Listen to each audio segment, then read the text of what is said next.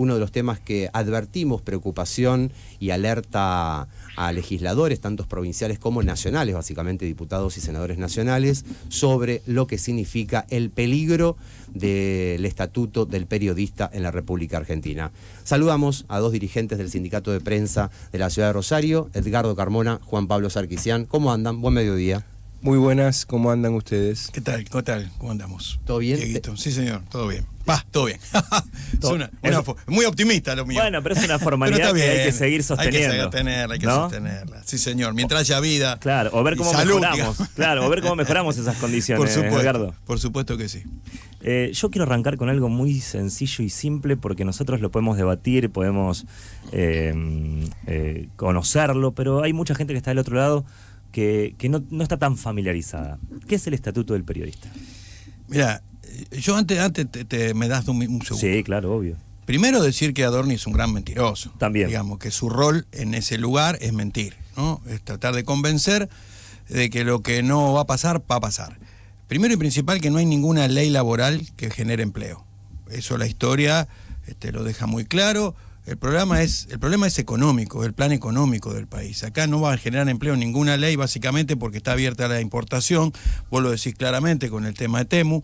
O sea, no hay ninguna posibilidad que esta ley, esta reforma genere un solo puesto de trabajo más. Creo que viene a precarizar el trabajo que existe, es a optimizar la toma de ganancia de las empresas, es precarizar el empleo formal que existe en todos sus planos y es destruir la estructura sindical para que los compañeros queden indefensos y no puedan lograr evitar este proceso. En ese mismo marco, nosotros apostamos a la resistencia de los trabajadores. Vamos a participar el día 10 del acto que se va a convocar en Rosario con una marcha para frenar este intento de precarización absoluta que no logró ni la dictadura militar en la República Argentina. Esta ley es retrógrada, nos hace retroceder 100 años. Lo que dice el gobierno es mentira y no hay una sola dato estadístico en la historia que demuestre que esta ley puede generar un solo empleo.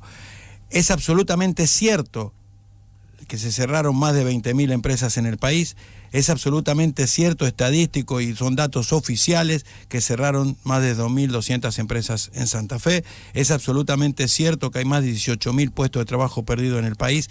Estas son las estadísticas oficiales, que además son mentirosas y encubren una realidad muchísimo más contundente. Por eso lo eyectaron a la baña, que les hizo un gran laburo durante todo este tiempo, pero cuando había que poner blanco sobre negro, sobre el nivel de la inflación, terminó eyectado. También es cierto que este modelo se sostiene con la plata que nos aporta Estados Unidos para pagar deuda con más deuda, con lo cual en este marco no hay ninguna salida para los trabajadores. Por eso nosotros decimos que no se puede negociar una ley de reforma laboral, que es más que una ley, que es solamente una ley de precarización y pérdida de derechos, y que lo que hay que hacer es pelear y resistirla. Porque esencialmente, y también esto incluye el Estatuto del Periodista, esta ley viene a destruir la filosofía, la estructura ética de nuestro derecho laboral. Pone al trabajador más allá de todos los derechos. Puedo discutir vacaciones si querés, puedo discutir la jornada laboral, puedo discutir la incorporación de la tecnología y es necesario. Pero acá fundamentalmente esta ley pone en igualdad de condiciones al trabajador y a la empresa. Y eso destruye toda la estructura del derecho, porque en realidad el trabajador no tiene la misma fortaleza, y en ese nuevo principio que tratan de instalar, en ese nuevo paradigma, está la destrucción absoluta del derecho laboral, que es protectivo y que trata de igualar relaciones de fuerza para poder discutir futuro en iguales condiciones. Dicho esto, el Estatuto del Periodista, para que no sepa cómo hoy es la regulación laboral, hay una ley de contrato de trabajo que incluye a todos los trabajadores regularizados del país y en la cual deberían estar incorporados todos. La informalidad es un defecto, es una ausencia del Estado para intentar que los trabajadores estén formales. No es un fenómeno económico, es una defección para, como bien dijo Diego. Lo conocí hace 30 años. Sí, no, yo venía embalado y me salía Gustavo Fiori, no sé por qué, pero no conozco. Diego Fiori.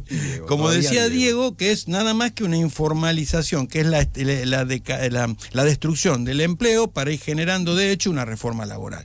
El Estado ausente genera la situación de los despidos, del monotributo, de la precarización, para después consolidarlo con una ley retrógrada como la que quieren discutir. Entonces, el sistema legal es la ley de contrato de trabajo, los estatutos profesionales en ese orden jerárquico y los convenios colectivos. ¿Qué dice la norma hoy? Que vos podés discutir sin perforar para abajo, mejorando las condiciones de trabajo. O sea, la ley de contrato de trabajo fija un piso mínimo de derechos, los estatutos especiales, que no solamente los periodistas tenemos, sino que hay otras actividades que también lo tienen, mejoran las condiciones por algunas especificidades de la ocupación, y después están las paritarias. Con lo cual también es falso que no se haya ayornado ni discutido en la República Argentina renovación de los contratos de trabajo. Nosotros llevamos discutidas 24 paritarias, y en esas paritarias hemos incorporado tecnología, hemos discutido con Radio y Televisión Santafesina un nuevo convenio colectivo total para la provincia de Santa Fe, con la incorporación de todos los procesos tecnológicos nuevos, hemos discutido con Telefe, con La Capital, con Televisión Litoral, y nosotros no somos una excepción. En el país todos los gremios discutieron paritarias, discutieron salario y discutieron condiciones de trabajo. La paritaria es un mecanismo muy interesante donde las partes discuten, una vez homologadas, son ley y obliga. O sea que el planteo del gobierno es básicamente mentira, como casi todo lo que dice. Habría que ver por qué, y eso me excede, debe ser multicausal, nuestra sociedad está tan permeable a la mentira, tan fácilmente manipulable y tan quieta, ¿no? Claro. En otros momentos históricos el movimiento obrero hubiera estado en la calle hace mucho tiempo resistiendo esto que va a traer solo desgracias. Y a eso hay que agregarle que el modelo de obras sociales sindicales está en absolutamente crisis, destruido también por este modelo, donde ha liberado precios de medicamentos, de prácticas médicas, con salarios cada vez más deprimidos, con lo cual las ecuaciones, y los compañeros lo saben y lo sufren diariamente cuando se tienen que entender, la ecuación salud-salario está totalmente desdibujada y atenta contra la salud de los trabajadores. Si a eso le agregamos el abandono de la salud pública, pone la ecuación de la salud en un lugar realmente peligroso. Nosotros no estábamos acostumbrados en la República Argentina al abandono de los enfermos, de los jubilados y de la niñez. Aumentó también la tasa de mortalidad infantil en la República Argentina desde que Milei es gobierno. O sea que el panorama es dramático, es un modelo de acumulación, de extranjerización de la economía, de primarización. No hay ninguna ley laboral que modifique esa realidad. En cuanto al estatuto del periodista, en el año 46 se regula la actividad del periodista para protegerlo, que pueda acceder libremente a las fuentes, con un carnet de habilitación, que después también eso se fue triturando en la práctica de evitar el acceso a la información con carnet de acreditación. Uh-huh. Entonces, en algunos lugares se decide quién entra y quién no entra, digamos, el poder es hábil para evitar que se conozcan cuáles son las tramoyas que ellos arman. Entonces es una ley que que sirvió para proteger la actividad, grabando la indemnización del periodista con una indemnización especial, o haciendo más caro echar a un periodista, porque su gran enemigo son las patronales, básicamente, que intentan explotar su laburo. El periodista tiene ni bueno ni malo, tiene dos ejes fundamentales. Uno, el laburo manual, escribir la nota y hacerla. Y la otra, la libertad de conciencia, esa necesidad que tiene de reflejar la realidad que ve. Para eso están los medios, contarle a la gente, somos servidores, contarle a la gente lo que está pasando. Bueno, a las patronales cada vez le interesa menos eso. Con el periodismo cacarean en un lado la libertad de expresión y derecho a la información, y por el otro se ofrecen para hacer negocios con el poder político, con el poder económico, y en el medio está el periodista que cuando ve algo lo trituran para que no lo cuente. Para evitar que se lo despidan por temas religiosos, por persecución política, por los tantos temas que sufrimos en la diaria, está esa indemnización especial, ¿no? Que es protectiva en función, no es como fue la estabilidad del empleo público en su momento, sino que es una indemnización grabada para que no sea tan fácil echar a un tipo que opina lo que ve. Uh-huh. Bien. Está también el derecho a la circulación, hay un montón de temas. Y después tiene un capítulo donde define quién es el periodista, cuál es su rol y cuáles son las grandes categorías que definen la tarea. Todas ellas, muy sabio el estatuto, nunca definidas en función del instrumento con el cual se lleva adelante esa tarea. O sea, cuando el estatuto define al redactor porque construye una información agregando condiciones subjetivas para contar la realidad. No dice que lo hace en una Olivetti, ni en una computadora, ni con un micrófono. Por eso es mentira que el estatuto es viejo, a pesar de ser promulgado por primera vez en el año 46, sufrió 2 reformas en el tiempo, y estamos dispuestos a discutir mejorarlo, pero no a perderlo. Claro. En esas reformas ¿Hubo o considerás que hubo retroceso Nunca. o creció el estatuto? Creció el estatuto en su protección. Es más, si hiciéramos un raconto de la cantidad de fallos judiciales, te diría que hasta en la Corte Suprema se ratificó la vigencia del estatuto para el community manager, por ejemplo, como periodista. Hace muy poco, perdón, Sí. porque el community manager es una figura Por nueva para los supuesto, medios de comunicación. Por supuesto. ¿Qué diferencia hay entre un tipo que redactaba en el diario Crítica que un tipo que hoy se siente y redacta en un streaming? Ninguna. Es que tiene una pantalla y en el otro tenía, no sé, un apagamano o una Olivetti después. Sí, o la compu más adelante. Lo que hizo fue modificar los procesos técnicos de sostén. O sea, la plataforma es, nosotros en la capital, cuando antes escribíamos una nota, se escribía en papel, después había un linotipista que la pasaba en una plancha, después eso se imprimía, tenía 50 tipos en ese proceso de producción. La cabeza, el que generaba la noticia, el que generaba la información era el periodista. Hoy, ¿qué hace? El periodista ganó autonomía, se sienta frente a la pantalla, no tiene ningún proceso de elaboración y directamente lo que escribe aparece. Con lo cual le permite además mucho mejor control de la información que sale y además titula, hace la bajada y pone la foto. Con lo cual es más responsable del producto, por eso está más personalizado el proceso de producción. Con muchas más tareas, porque por ejemplo estamos hablando antes de que no hay más corrector, no hay más tituladores. Por supuesto. Que eran también especializaciones dentro del Totalmente, periodismo. con lo cual en las paritarias hemos ido discutiendo procesos productivos. Por ejemplo, un cámara hace 30 años filmaba en celuloide, volvía a una isla de edición compleja, cortaba la película, se pegaba. Entonces, en esa mesa de edición había 3 personas. Claro. Hoy, editar una noticia grabada en forma directa lleva minutos, claro, en un aparato muy simple, y hay un periodista que lo hace como antes igual, nada más que hoy es el titular y el único ejecutor de esa edición. Punto.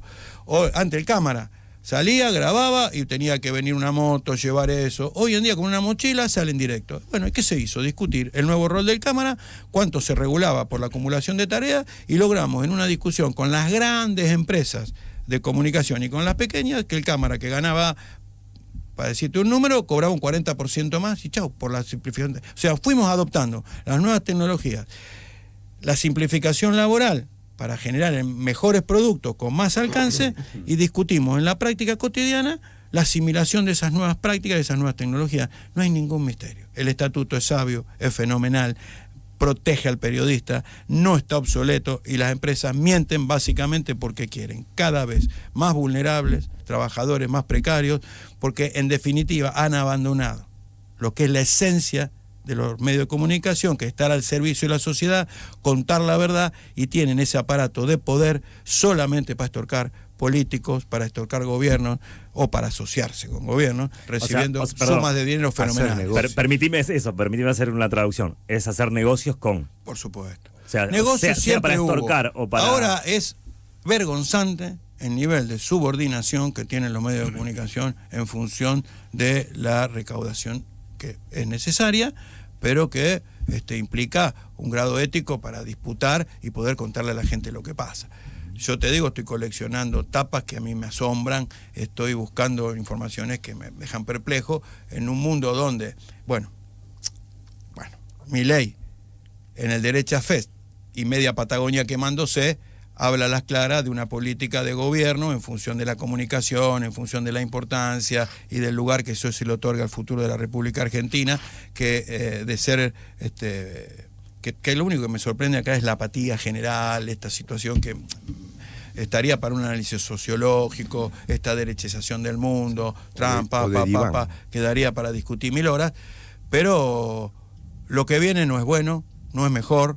Vamos a tener que luchar mucho, vamos a recuperar, yo siempre tengo la esperanza que volveremos a tener gobiernos populares que le devuelvan a la gente los derechos que estos tipos le quieren arrebatar.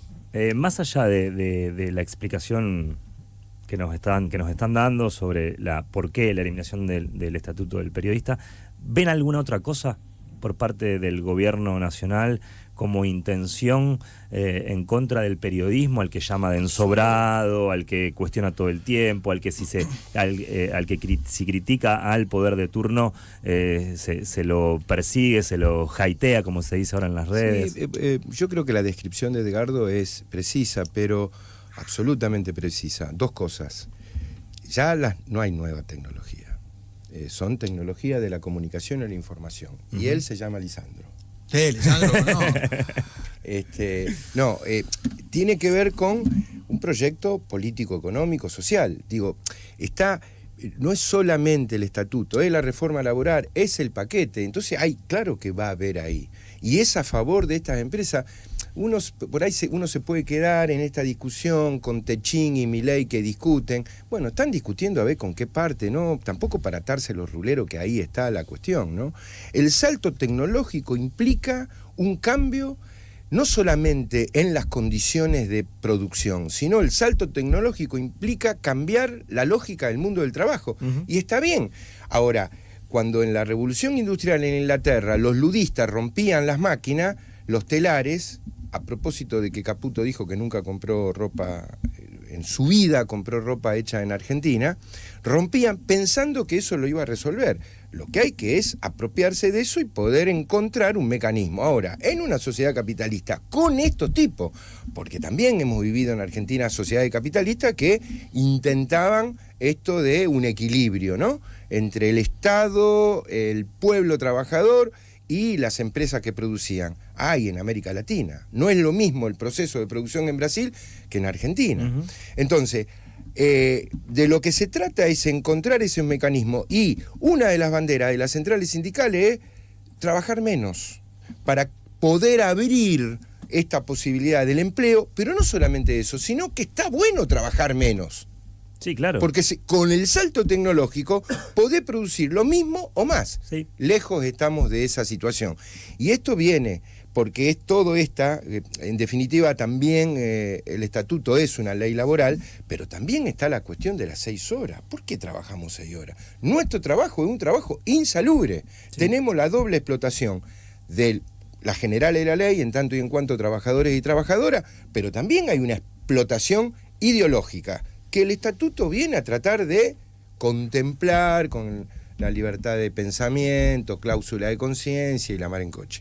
Así que es un debate muy complicado, y creo que también, me parece que hay que decirlo, no nos conforma solamente con que pase la reforma y quede el estatuto. Nosotros estamos en contra de la reforma, porque esto es una falacia, una mentira, no hay con qué darle. Y ahí va a haber intentos de esta cuestión. Para nosotros sería una contradicción trágica que pase la reforma y el estatuto. El estatuto con reforma es letra muerta. Pero te digo esto, vos preguntabas, este gobierno se caracteriza por elegir enemigos, y uno de los enemigos que elige es el periodismo. Claro, exacto. Uno de los enemigos que elige es, no tiene absolutamente sentido.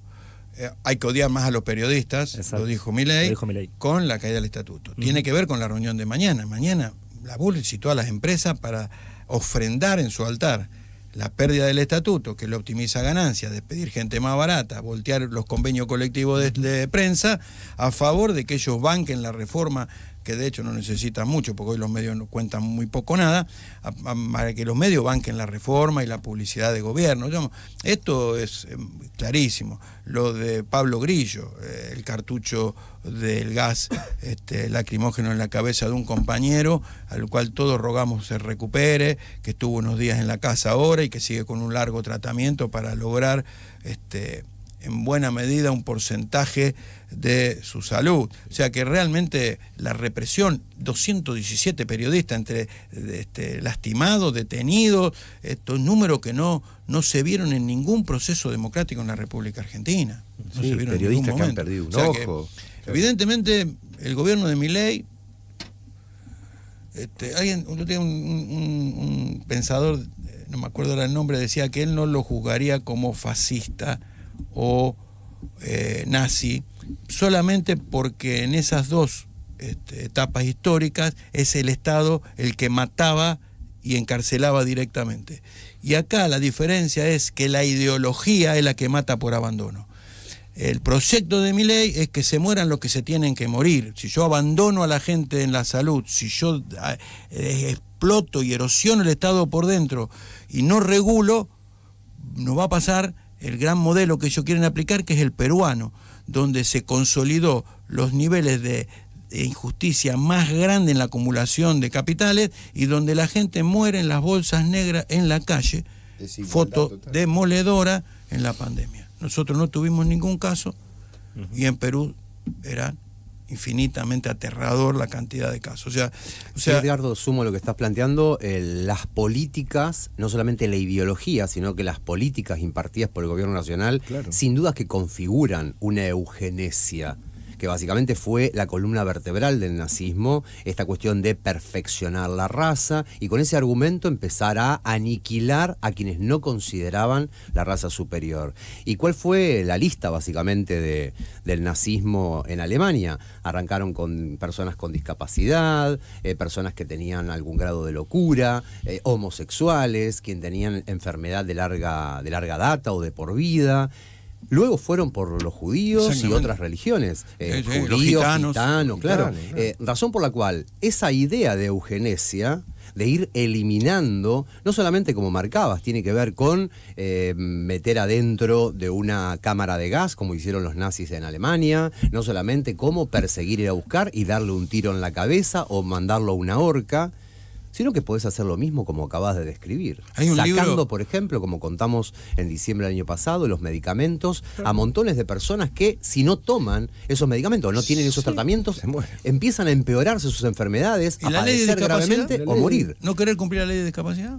Por ejemplo, a pesar de los fallos de la Corte Suprema, digamos, hay un libro muy interesante, Síndrome 1933, que hace un análisis entre el fenómeno del crecimiento del nazismo y la contemporaneidad, no en la Argentina solamente, sino en el mundo, ¿no? Este crecimiento de las derechas, este crecimiento autocrático, casi un Trump que emperador, digamos, ¿no? Que es muy interesante cómo se va metiendo el nazismo en función de inversión de plata, cómo en Alemania se fue privilegiando a aquellos alemanes de raza aria, con mucho dinero, mucho subsidio, mucha plata, dándole privilegios, y cómo se fue creando en esos enemigos, como a los judíos, como a los gitanos, que terminaron. Hay una parte muy interesante donde dos amigos se habían criado juntos, y el tipo veía normal que su amigo del alma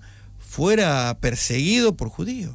Claro. Digamos, impresionante. Bueno, tal vez no estamos en esos extremos, pero el libro lo plantea, toda analogía es imperfecta, digamos. No estamos en el extremo, pero estamos dándonos cuenta que con otros tiempos, claro, con otros tiempos. Hay un camino peligrosísimo, que es atacar a la minoría, al distinto, tener un discurso único, instalarlo. Fíjate, Moreno fue juzgado por la manipulación de los índices y por atreverse en una asamblea de Clarín. Y hoy Labaña se tiene que ir porque los índices son claramente mentirosos y a nadie lo conmueve esto. Hay una complicidad en la comunicación, en los grandes medios, que es apabullante, que también pasó en Alemania. Claro. El rol de los medios en Alemania fueron sí, demoledores. El famoso Goebbels, el jefe del ministro de propaganda del nazismo. Así que bueno, mucha preocupación. Nosotros estamos realmente necesitando que la CGT convoque a una resistencia. Siempre creemos en los tiempos de la negociación, pero me parece que hay un punto donde evidentemente el gobierno está dando muestras claras de que negociar no, y además nos preocupan muchos gobernadores que se golpean el pecho en el peronómetro y hoy entregan absolutamente todos los derechos que el peronismo supo recuperar para la República Argentina. Así que bueno, este tema del toma y daca es viejo, ya desde la ley Banelco para acá lo hemos visto muchas veces, comprar voluntades en función, en algunos casos, de plata para la provincia y en algunos casos para los bolsillos del que vende. Así que, bueno, la preocupación es grande. ¿Qué rol tiene que jugar el pueblo trabajador? Para mí resistir. Tiene que salir a la calle y resistir, dar muestra clara de que no va a aceptar esto y que sus representantes tienen que tomar nota. Mientras nosotros sigamos, la política tiene grandes héroes, grandes valientes y muchos cobardes. Entonces yo creo que acá no hay espacio para la cobardía. Los representantes de nuestro pueblo tienen, y más los compañeros peronistas, tienen que poder, claro, la resistencia a este modelo, la resistencia a esta reforma laboral, y para eso hay que empezar a movilizar, ser claro, contundente, bajar un mensaje sin divisiones, tienen que alinearse para poder resistir este proceso que a los argentinos nos va a ir muy mal si se consolida. Acá llega justo un mensaje que tiene que ver con el tema de la agenda y la agenda local. Hola, buen mediodía. Estoy escuchando la nota con los compañeros del sindicato de prensa. Doy fe del blindaje de los medios hegemónicos, no solamente a nivel nacional, sino también a nivel local. Pertenezco al almacén de las 3 ecologías y como creo que ustedes ya conocen, evidentemente nos ha estado escuchando el viernes y ayer, sufrimos el avasallamiento de parte del Estado municipal a nuestro espacio de trabajo, ingresando de manera violenta y abusiva a un espacio que tiene un contrato de cesión de uso que está vigente, lo pone en mayúscula. Ningún gran medio de la ciudad, Canal 3, Canal 5, Diario La Capital, difundió el caso, nos cuenta la amiga o el amigo del 2285 que está escuchando la nota y que por supuesto le comento que evidentemente no escuchó el programa de ayer y tampoco la marca de la almohada, o sea, la mañana y el mediodía de la radio, tampoco el viernes, donde estuvimos trabajando y fuimos uno de los pocos medios de la ciudad de Rosario. No sabemos si somos grandes o chicos y eso es lo de menos. Somos el mejor. Somos el mejor, pero no hegemónicos, y sí estuvimos trabajando y tratando el tema. Inclusive tenemos pedida una entrevista con el área correspondiente del gobierno municipal para conocer los argumentos oficiales. Te pregunto, 2285, ¿vos escuchaste la nota? Yo no la hice, pero porque todavía no nos atendieron el teléfono. Estamos buscando nota desde el viernes, por supuesto que es clave que podamos escuchar, inclusive, por más que... No, eso, escuchar la oficialidad, escuchar qué dice el gobierno y poder discutir desde ahí. Lo que sí me dispara a plantear, que quería leer este mensaje del oyente, ¿cómo juegan hoy los medios de comunicación, privados y públicos, en la agenda setting, en la agenda determinada de cada una de las regiones, en este caso Rosario, pero podemos hablar de la Argentina, teniendo en cuenta algo que cuando te he escuchado en alguna asamblea del ET8 del Diario La Capital que he estado presente, plantear algo que me pareció un lema o un concepto en realidad, que tiene que ver con lo siguiente, Edgardo. Planteabas en esa asamblea, recuerdo, las empresas mediáticas dejaron de ser empresas periodísticas para ser unidades de negocio. Esa fue más o menos la frase que dijiste hace unos cuantos años atrás. ¿Cómo juega esto de transformar empresas periodísticas esencialmente en unidades de negocios que juegan al financierismo, no les interesa la calidad periodística? Esto que mencionabas, estás coleccionando tapas que te alarman. Estamos viendo un nivel de envío a la hemeroteca que realmente los periodistas, inclusive con montones que intercambiamos detrás de escena, que son alarmantes. Cuando dentro de 100 años analicen el periodismo de esta etapa de nuestras vidas, que somos coetarios, estamos dejando mucho que desear, inclusive muchísimas críticas abiertas. Digo, de parte de los trabajadores. Las empresas van a estar contentas, o los empresarios, porque la están haciendo y levantando con pala. ¿De qué hablo? Negocios privados, pero también algo que es grave y que poco se debatió en la República Argentina, que tiene que ver con la distribución de la propaganda pública. Ah, bueno, claro. Volvemos del principio. Unidades de negocio, Sí, propaganda pública. Vamos. Vos decías esto y el otro día yo me acordaba y me reía del programa de Tato Bores, De eso, me del estaba sketch del acordando de eso. antropólogo, ¿te Sí. acordás? Que acá estuvo la Argentina y van buscando los registros. Bueno, Descubrían fotos. yo creo que los historiadores que han utilizado los diarios para contar la historia contemporánea van a tener que cambiar de método, porque no está en los medios de comunicación hoy masivos lo que pasa. No está lo que pasa. Hay un relato de conveniencia. Eso creo que se fue lentamente consolidando con el tiempo. Nosotros lo denunciamos siempre.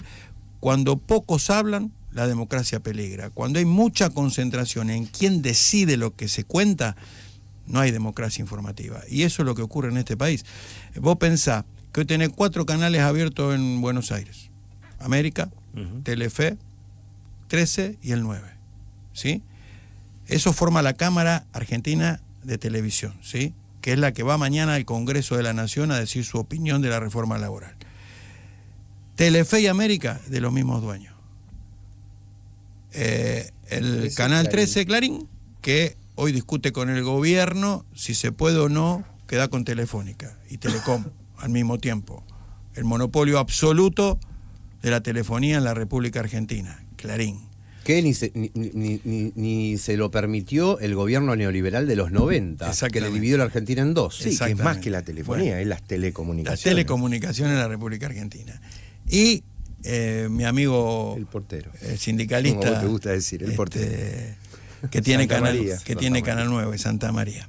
O sea, 3 tipos van mañana a decir lo que quieren para la comunicación audiovisual en la República Argentina, en el marco del después están los streaming y qué sé yo, pero hoy la televisión sigue generando una opinión muy importante. Bueno, 3 tipos.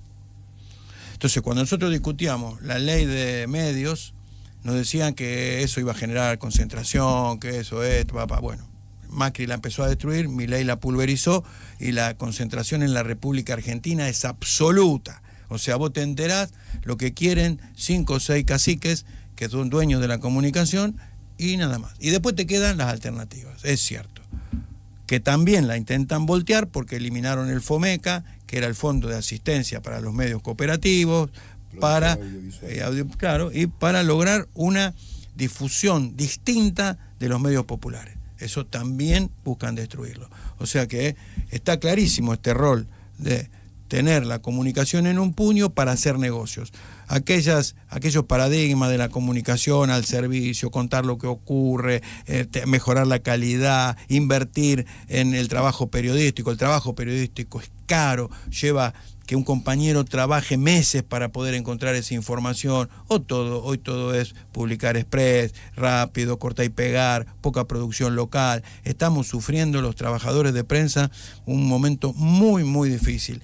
No solamente en la precarización de nuestra tarea, en la imposibilidad de contar lo que vemos y en la posibilidad de vivir de lo que hacemos. O sea que los medios de comunicación hoy no le interesa en absolutamente nada la calidad informativa y solamente es una mercancía para hacer negocio. Diego, siempre, y hay que hacer excepciones porque toda generalización es difícil. Yo no podría decir esto en ningún lugar más que acá. En ningún lugar más que acá. ¿Estamos? Y acá en la radio Universidad. En esta radio, en Radio Universidad. Y en algunos otros medios, en Aire Libre, en algunos otros medios de comunicación que la pelean todos los días, que tienen problemas, que ponen el cuerpo, mal llamados medios alternativos. Para mí son medios de comunicación y yo creo que vos decías algo muy cierto. No hay medios grandes y chicos. Hay verdades o mentiras, manipulación o engaño. Y yo creo que la gente también tiene que poder, está bien, me dicen, si yo tengo capacidad y tiempo para buscar, encuentro las alternativas. Pero el tipo que llega, que no le alcanza el sueldo, que laburó 12 horas y se sienta frente al televisor, le cuentan una mentira absoluta todos los días. Claro. Vos podés buscar la verdad, si te interesa, si te formás, rastreás y invertís 2 horas diarias en despejar ese bosque fenomenal que son las redes. Pero es un laburo. Y no todo el tiempo la gente está entrenada ni lo puede hacer. Y además nos contaminan con esta manipulación de las redes, generando odio, generando mentira. No hay mejor forma que ocultar la verdad que disfrazándola. Vuelvo a la ley de medios y al repaso, inclusive el aporte que te hizo por lo bajo Sarqui. Mencionabas Radio Universidad, por obvio, es un medio universitario. De hecho, pertenecemos a Aruna, que es la red de radios universitarias de la Argentina, con orgullo.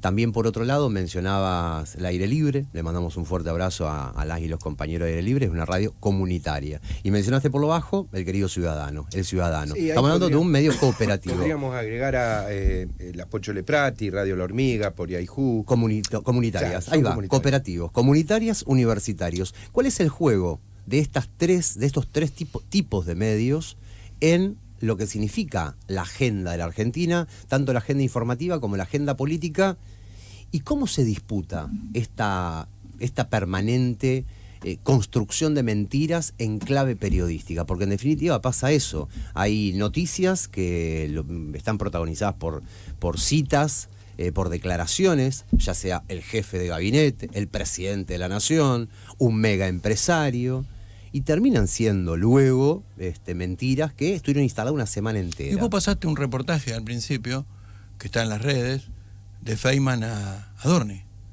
Feynman no le repregunta. Feynman, cuando él dice eso es mentira, las empresas cerradas y la desocupación no es cierto, Feynman no le dice, mirá, estos son los datos oficiales, estas son las declaraciones de las cámaras empresarias. No lo incomoda. Entonces, es eso. La disputa es desde los grandes medios tratar de generar ese bosque donde nada quede claro. Miente, algo quedará, vos lo citaste. Entonces, la disputa es muy desigual. Que esa es la otra cuestión. Es cierto, nosotros podemos estar acá hablando, en la dictadura hubiéramos estado en cana, nos hubieran de hecho desaparecer a muchos de los compañeros que hoy dicen la verdad. Hoy en día el sistema permite que vos puedas decir esto, que no logre masividad, porque está ocupada por ese ruido permanente que oculta la verdad que generan los grandes medios, la comunicación oficial, los tuiteros pagos, estos tipos como el Gordo Dan, que viven generando esta disputa permanente de sentido. Bueno, es un problema complejo sobre el cual el mundo, diría civilizado, está preocupado, pero que no le encuentra la vuelta. Vamos mucho más atrás de los procesos tecnológicos, y los procesos culturales siempre cuesta muchísimo. Yo creo que vamos a encontrar ese equilibrio, pero nos va a costar un buen tiempo, ¿no? Me parece que ahí está planteado el tema, yo ¿no? después les voy a hacer llegar, ahí Radio Aire Libre le hizo un reportaje a Néstor Buzo, bueno, fue titular de Farco, ahora está en las políticas comunicacionales, y esto, a propósito de lo que planteaba Diego, es cómo te sancionan en función de la eliminación de los FOMECA, ¿no? Entonces ahí hay un desfinanciamiento concreto, entonces vos podés decir, ¿verdad? Y resulta que ahí, concretamente, y en ese planteo, el audio es largo, por eso después se lo mando y ustedes lo editarán, tiene más de 9 minutos. Es muy interesante esta cuestión, cómo de algún modo van minando aún las dificultades en los medios cooperativos, comunitarios. Entonces tenés los FOMECA, tenés dificultades concretas, porque vos después vivís en una sociedad capitalista en donde tenés que estar en tensión permanente, incluidos los medios cooperativos. Bueno, el gobierno lo dice, este tema de la batalla cultural. Claro. La batalla cultural es aplastar las diversidades, que no haya cine nacional, que no haya protección al teatro, a la música, es un todo, es un combo, no es solamente la comunicación. Nosotros transmitimos lo que se produce, lo que se ve, lo que se oye. La idea del gobierno es pulverizar todas esas posibles muestras de independencia, de criterio, de pluralidad del pensamiento más moderno. Es así. Yo te decía, no existe ninguna posibilidad sin un Estado que defina a la comunicación como un bien social, como un derecho ciudadano, que las cooperativas y los medios alternativos florezcan. Necesitan, en esta feroz competencia que establece este capitalismo, necesitan de un Estado presente que los banque hasta que se consoliden. Por eso el FOMECA, por eso la ley de medios contemplaba este tercer sector de los medios cooperativos, de los medios autogestionarios, porque necesitan del Estado, como lo necesita el trabajo, como lo necesita la salud. Hay áreas irrenunciables en manos del Estado, que es el único que puede competir contra las grandes corporaciones y la gran concentración. Es así. Si nosotros no recuperamos un Estado presente, nos va a ir bastante mal.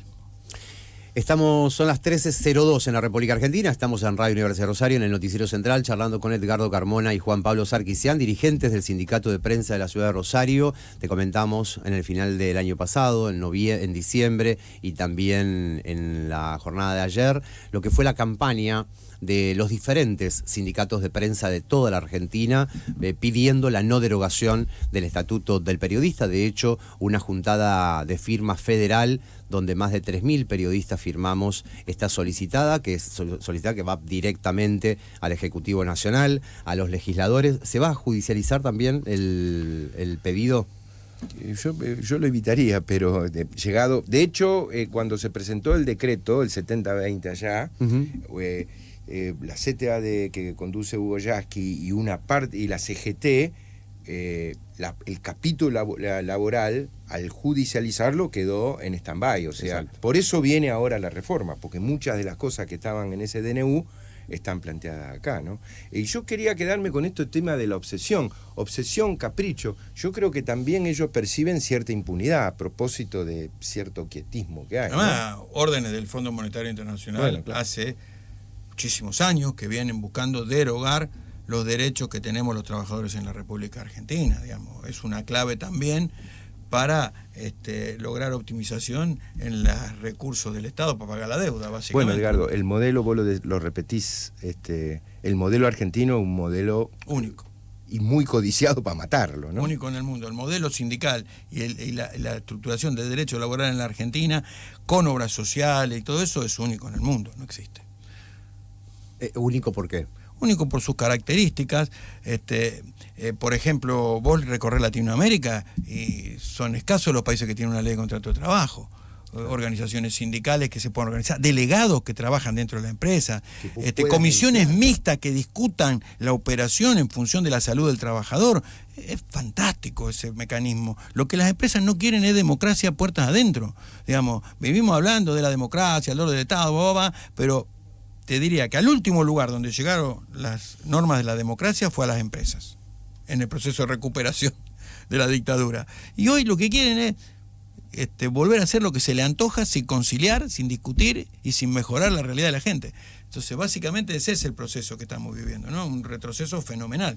Sí, ahí agreguemos también esto, por eso es único en muchos aspectos, porque en los países desarrollados, Francia tiene 3 centrales sindicales y están atravesadas por su condición ideológica. El Partido Comunista tiene una, el Partido Socialista tiene otra, un sector más de centro-derecha tiene otra, y la verdad es que nosotros cuando decimos que defendemos a todos los trabajadores, no a los amigos, es a todos los trabajadores. Hay ahí una separación en términos políticos e ideológicos, porque si no pasa eso. Entonces la pregunta es, o el interrogante es, que la dispersión no es más democracia. 3 sindicales no es más democracia. Exactamente. Y lo que digo es, la democracia es perfectible, el modelo sindical también. ¿Estamos? O sea, yo cuando digo, esta democracia tiene muchos defectos, yo quiero la profundización, generarle más densidad democrática, ¿no? Por eso discuto la comunicación. La comunicación es uno de los pilares de la democracia. Saber lo que pasa para poder decidir es fundamental. Entonces, cuando yo digo, este modelo sindical es único, yo digo, no digo que es perfecto, digo que hay muchas cosas para mejorar en el modelo sindical, pero debilitarlo es mortal, es para que desaparezca, que es lo que busca la ley. Nosotros podemos... Si el Estado quisiera participar realmente en una democratización más profunda del modelo sindical, podría perfectamente desde todos los resortes que tiene. Pero en realidad busca quebrarlo y poner siempre... Hay miles y miles de dirigentes sindicales que pelean por lo que quieren, que defienden a los trabajadores, que viven igual que sus trabajadores, que defienden y pelean por eso, y muchísimos que han dado la vida. Y el modelo sindical es perfectible. Ahora, los medios de comunicación, el gobierno siempre elige a los mismos como referentes de la corrupción, del abandono, del enriquecimiento, como si fueran ellos los que son los...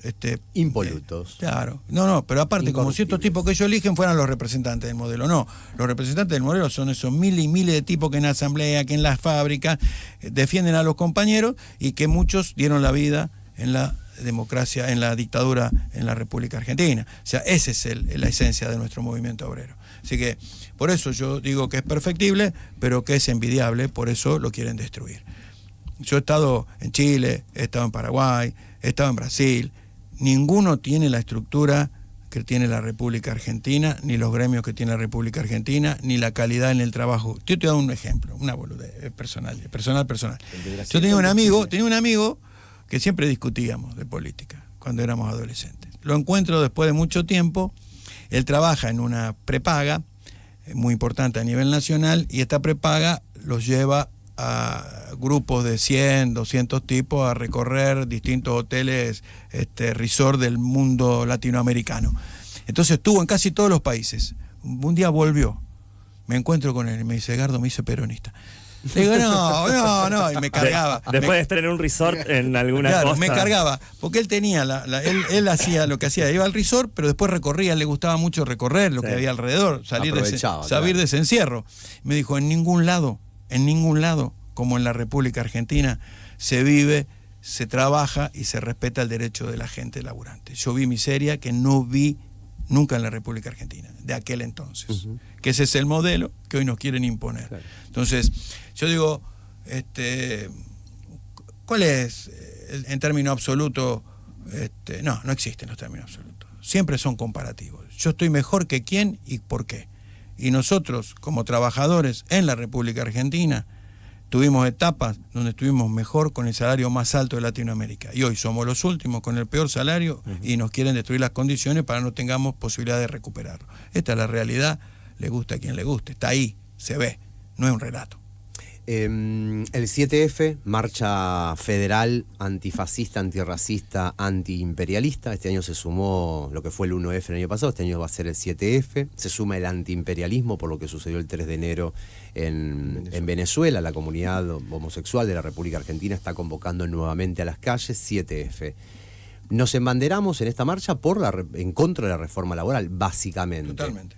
En la Asamblea surge algo que traigo para el trabajo periodístico que me parece que es súper interesante y también rico, que tiene que ver con la gran proporción de trabajadores informales y preguntarles cómo llegar a la explicación de la reforma laboral no es solo para quienes están en situación de formalidad, mal llamado en blanco. En definitiva, es una cuestión ideológica, estructural y que va a perjudicar a todos.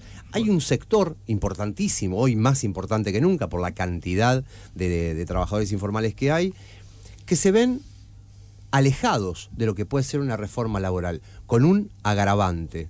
Se escucha permanentemente en las diferentes asambleas que he participado en el último tiempo, la última mitad del año y este enero, que hay testimonios personales que han dicho: tengo 28 años, tengo 34 años, tengo 41 años y jamás estuve en blanco.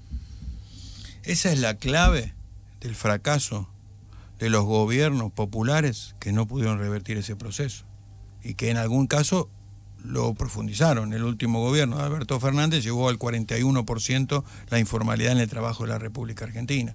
Este es un defecto inaceptable en un gobierno de signo peronista. Yo lo que te diría es que cuando vos corres el eje del deber ser, se corre todo para peor. O sea, el trabajador informal, si los formales pierden derechos, el trabajador informal nunca los va a tener, jamás, nunca más. O sea que yo creo que hay una cuestión ahí de... La CTA se plantea representar a los informales. Creo que ha habido un proceso muy lento de las centrales en poder entender el fenómeno, representar a esos compañeros y dar la pelea para que se regularice. Lo de las aplicaciones, todo lo vemos, todo lo sentimos. ¿Quién da ese debate para que el compañero que está arriba de esa bicicleta entienda que lo están recontraexplotando y que el gran ganador es la aplicación, y que cuando un auto lo choque o tenga un problema o se enferma o tenga una gripe y no tenga vacaciones y no le paguen el parte enfermo y no tenga obra social, ¿dónde va a ir? La juventud es una enfermedad que dura nada más que un tiempo, virtuosa, fenomenal, me encantaría tener 20 años, pero está limitada, ¿no es cierto? Entonces, ¿qué jubilación? ¿Qué protección van a tener esos trabajadores súper explotados en la idea del cuentapropismo? Estamos enfermos socialmente, no hay un debate claro de derechos y estamos concediéndole a los poderes concentrados una venia fenomenal. Entonces, yo creo que por eso digo que es multicausal. ¿Dónde se perdió el sentido? Uno cuando entraba a trabajar hace 40 años sabía que tenía una obra social, que tenía una jubilación y que tenía un trabajo en blanco. Y es más, ponele que hubiera una crisis. Ponele que tenemos que tomar medidas graves y extraordinarias para que el 40% de los trabajadores de la República fueran blanqueados. Y que entonces tenemos que retroceder en algunos derechos para que eso fuera posible. Pongamos esa metáfora, esa ilusión.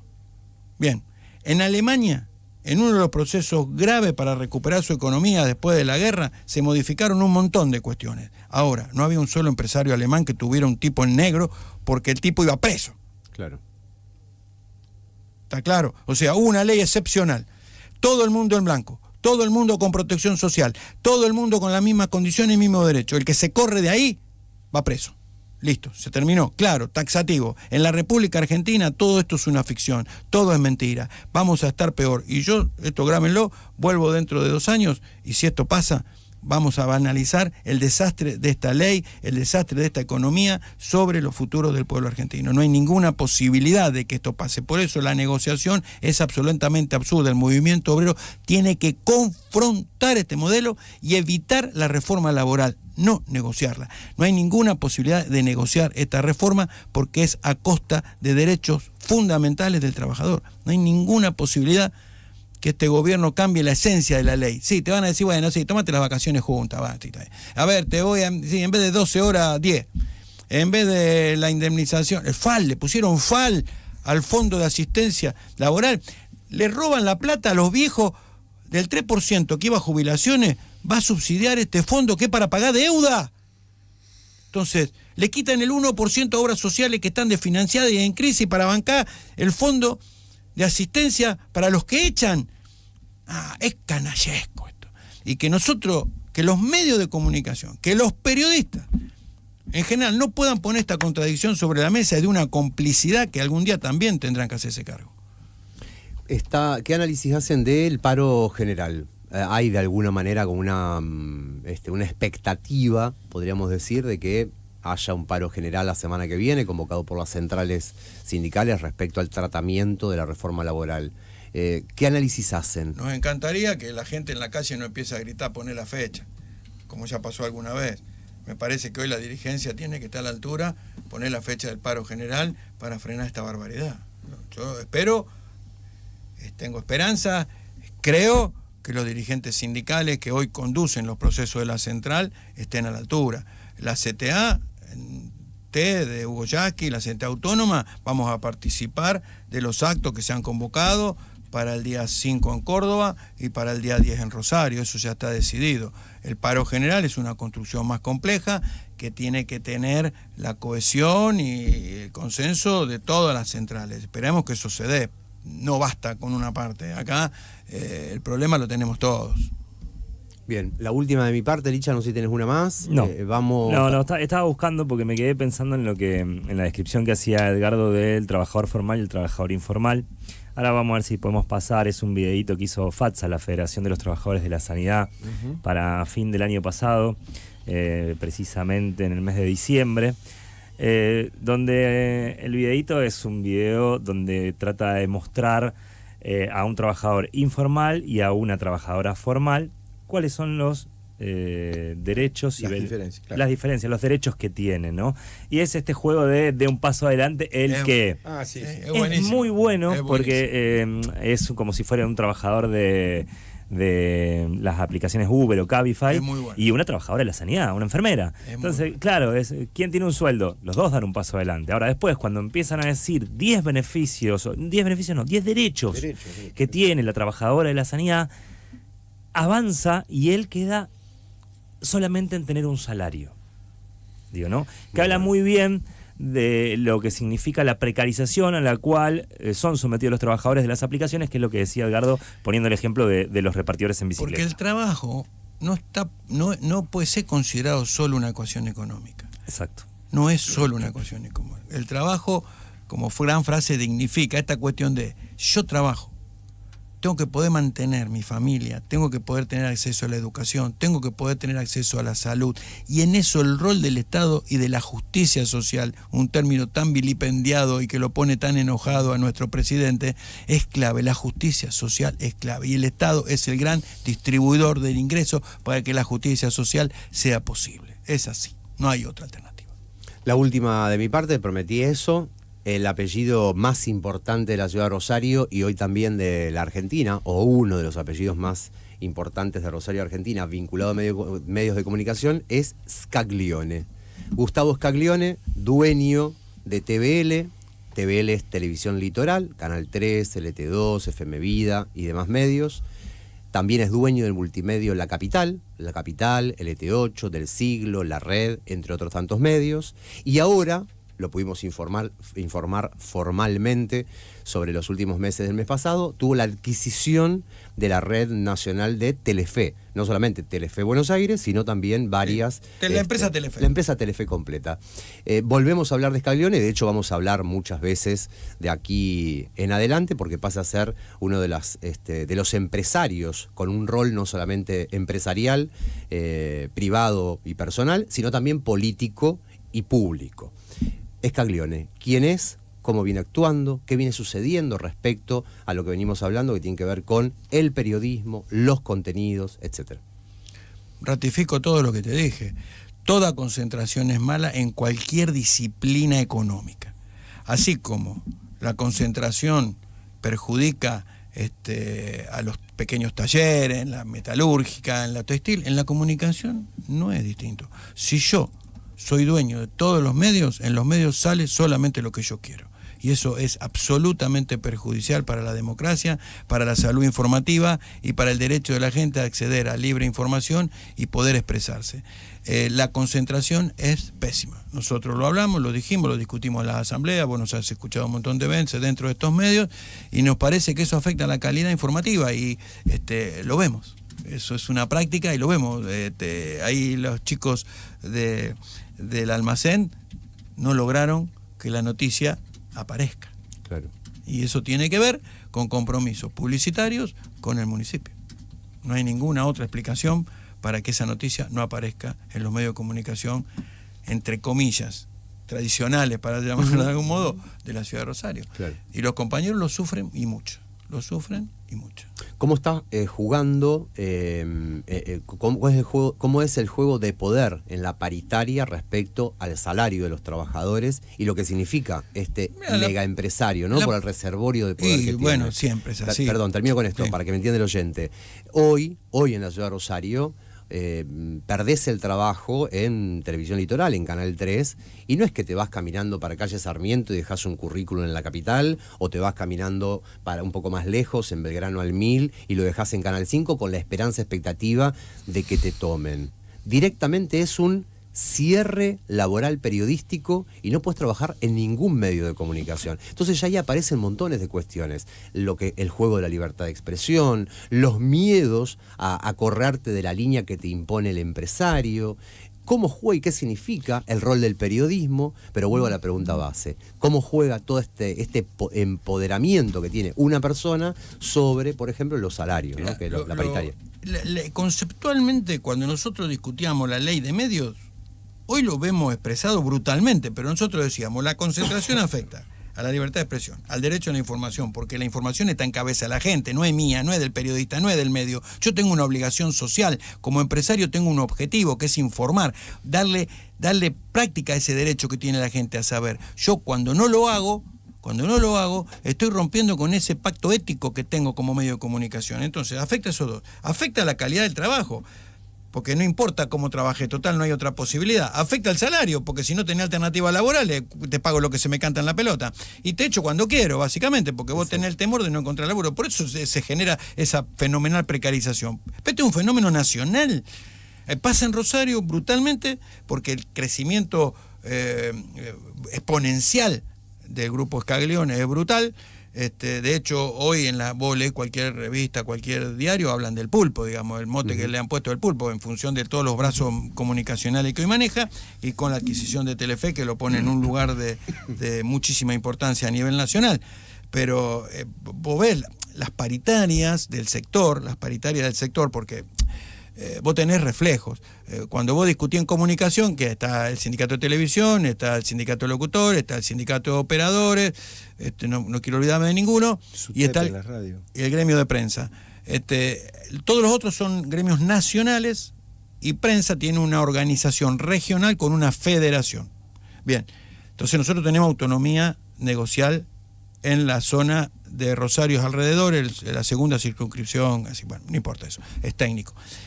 Entonces, vos no solamente tenés el problema de la discusión local, sino los parámetros que se definen a nivel nacional que condicionan la negociación en el sector. Es muy difícil, vos podés estar un poquito más alto, un poquito más bajo, pero vos nunca vas a duplicar o triplicar el salario de la industria, digamos, claro, ¿no? Entonces, vos tenés un montón de condicionantes para discusión, lo que hace que tengamos los peores salarios de la historia. Los peores salarios de la historia. O sea, es así. Antes un compañero en una radio, un compañero en una televisión, un compañero en un diario, cobraba un sueldo, vivía de ese sueldo. Está bien. Los trabajadores en general vivían de su sueldo. Los de prensa también. El nuevo fenómeno es que trabajás y sos pobre, claro, que no te alcanza para llegar a fin de mes, que no podés comprar ni la comida. Bueno, eso sufrimos los trabajadores de la comunicación. Entre muchos fenómenos, uno es la concentración mediática que se vive en Rosario y en la República Argentina, como nunca. O sea, si nosotros, cuando discutimos la ley de medios, estábamos preocupados por la concentración, hoy le agregamos el factor de las grandes corporaciones internacionales como Google, como Facebook, que habría que discutir mucho alrededor de eso, que usan nuestro trabajo y no pagan un mango porque este país no le genera una situación de impuestos que podría bien ser aplicada para bancar a los medios comunitarios. para bancar a los alternativos, ¿no? Que ya muchos países del mundo lo hacen, Inglaterra, Francia. No estábamos hablando de países que con gobiernos de izquierda, estamos hablando de países capitalistas con un concepto social del rol de la comunicación. Bueno, pero sería para otro gran capítulo. Gracias por venir. Por favor, ¿queda algún abrazo. punto en la... Sé que tiene una asamblea ya, que tiene que Tenemos salir una para... asamblea, pues estamos peleando salarios y intentando que se paguen tiempo y forma los aportes de los trabajadores. Y por el otro lado, mañana tenemos una reunión en el Congreso de la Nación con el Bloque Radical, para poco ir a comentar allí qué opinamos nosotros de esta reforma y qué opinamos del intento de derogación del Estatuto del Periodista en esta pelea del poroteo voto a voto. No creemos que podamos cambiar esa realidad nosotros, pero por lo menos aportaremos vamos a llevar la voz. aportaremos un grano de explicación ahí por qué creemos que esto es nefasto. Así que bueno, eso es lo que tenemos por lo pronto, y vamos a participar de la convocatoria del día 10 en la marcha y el acto que ya se está organizando aquí en Rosario. Y si hay posibilidad de que las centrales convoquen a un paro general en contra de esto, de hecho que vamos a participar.